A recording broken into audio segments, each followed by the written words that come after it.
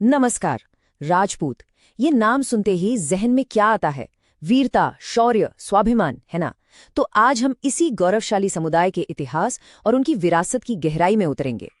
और ये जो लाइन है ना, भारत के सबसे वीर, शौर्यवान और गौरवशाली योद्धा समुदायों में से एक, ये राजपूतों की पहचान पर एकदम फिट बैठती है। सदियों से इनकी कहानियां शौर्य और बलिदान का दूसरा नाम बन गईं और इन्होंने भारतीय इतिहास पर एक ऐसी छाप छोड़ी है जिसे मिटाया नहीं जा सकता।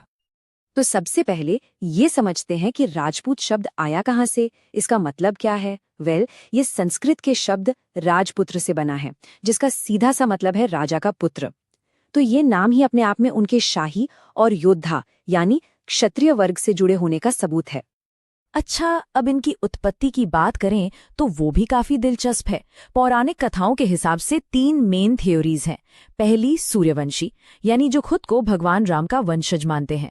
दूसरी चंद्रवंशी, जिनका नाता भगवान कृष्ण से जोड़ा जाता है। और तीसरी अग्निवंशी, जिनके बारे में कहा जाता है कि वो ऋषि वशिष्ठ के पवित्र अग्निकुंड से पैदा हुए थे। और इन्हीं वंशों से निकले भारत के कुछ सबसे ताकतवर राजवंश, जिन्होंने सच में मध्यकालीन भारत का पूरा नक्शा ही बदलकर रख दिया था।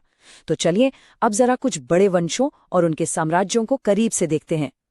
जैसे कि मेवाड़ के सिसोदिया, जोधपुर के राठौर, दिल्ली और अजमेर पर राज करने वाले चौहान या फिर आमेर के कच्छवाहा, इन सभी राजवंशों ने भारत के अलग अलग हिस्सों पर राज किया। और इन्हीं वंशों ने हमें महाराणा प्रताप और पृथ्वीराज चौहान जैसे महान शासक दिए, जिनके नाम आज भी इतिहास में अमर हैं। पर देखिए, इतिहास सिर्फ राजा महाराजाओं और उनके साम्राज्यों की लिस्ट नहीं होता, है ना? इतिहास बनता है उन कहानियों से, उन वीर गाथाओं से जो आने वाली पीढ़ियों को प्रेरणा देती हैं। तो अब बात करते हैं कुछ ऐसी ही अमर कहानियों की जो राजपूत पहचान की असली आत्मा है। और जब भी राजपूत शौर्य यानी बहादुरी की बात होती है तो एक नाम ऐसा है जो सबसे पहले जहन में आता है। एक ऐसा नाम जो स्वाभिमान और कभी न झुकने का प्रतीक बन गया, महाराणा प्रताप। मेवाड़ की आन बान शान महाराणा प्रताप। इन्होंने मुगल बादशाह अकबर के सामने कभी घुटने नहीं टेके। 1576 की हल्दी घाटी की लड़ाई उनके बेजोड़ साहस का सबसे बड़ा सबूत है। और कौन भूल सकता है उनके वफादार घोड़े चेतक को। उसकी कहानी तो आज भी दोस्ती और वीरता की मिसाल है। चलिए अब मेवाड़ से सीधा चलते हैं दिल्ली। दिल्ली के सिंहासन पर बैठे उस महान योद्धा की कहानी की तरफ, जिसने इतिहास का रुख मोड़ने की पूरी कोशिश की। नाम था पृथ्वीराज चौहान। उन्हें दिल्ली का आखिरी हिंदू सम्राट भी कहा जाता है। पृथ्वीराज चौहान का नाम मोहम्मद गौरी के खिलाफ लड़ी गई तराइन की लड़ाइयों के लिए हमेशा याद किया जाएगा। उनकी बहादुरी का आलम यह था कि उन्हें राय पिथौरा यानी राजाओं का राजा कहा जाता था। लेकिन यहाँ एक सवाल मन में आता है, क्या ये शौर्य, ये बहादुरी सिर्फ पुरुषों तक ही थी? जी नहीं, बिल्कुल नहीं। इसका सबसे बड़ा सबूत है रानी पद्मिनी की कहानी। जब अलाउद्दीन खिलजी ने चित्तौड़ पर चढ़ाई की तो अपने सम्मान को बचाने के लिए रानी पद्मिनी ने हजारों राजपूत औरतों के साथ जौहर किया, यानी आग में कूदकर खुद को कुर्बान कर दिया। ये त्याग और साहस की एक ऐसी मिसाल है जो आज भी रोंगटे खड़े कर देती है। ये जो बेमिसाल हिम्मत और बलिदान था ना, ये उनकी संस्कृति, उनके कल्चर का एक बहुत अहम हिस्सा था।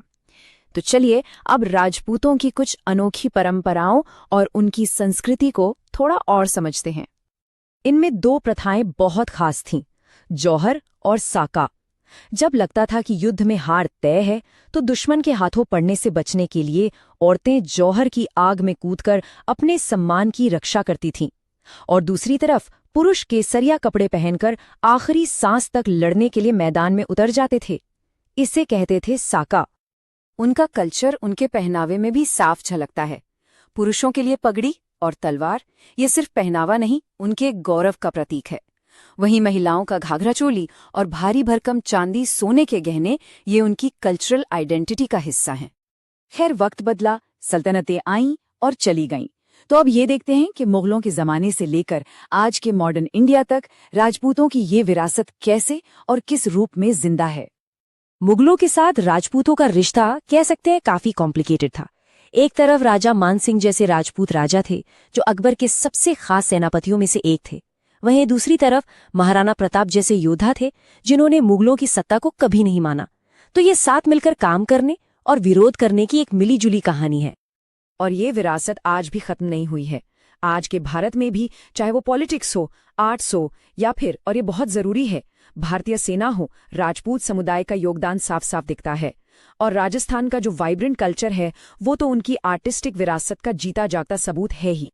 उनकी वो योद्धा वाली परंपरा आज भी इंडियन आर्मी की राजपूत रेजिमेंट में जिंदा है। इसे देश की सबसे दिलेर टुकड़ियों में से एक माना जाता है, जो सदियों पुरानी बहादुरी की उस विरासत को आज भी शान से आगे बढ़ा रही है। तो अगर हम ओवरऑल देखें तो भारत के लिए राजपूतों का योगदान वाकई बहुत बड़ा है। बड़े बड़े शानदार किले और महल बनाने से लेकर फोक आर्ट और म्यूजिक को बचाने तक, और हाँ, इंडियन आर्मी में सेवा करने की जो उनकी परंपरा है, उनकी ये विरासत आज भी हमारे आसपास हर तरफ मौजूद है। तो आखिर में एक सवाल बचता है, सम्मान, बलिदान और बहादुरी की ये सदियों पुरानी गाथाएं आज के मॉडर्न इंडिया के लिए क्या मतलब रखती हैं? ये विरासत हमें आगे के लिए, हमारे भविष्य के लिए कैसे इंस्पायर कर सकती है? इस सवाल पर सोचना तो बनता है।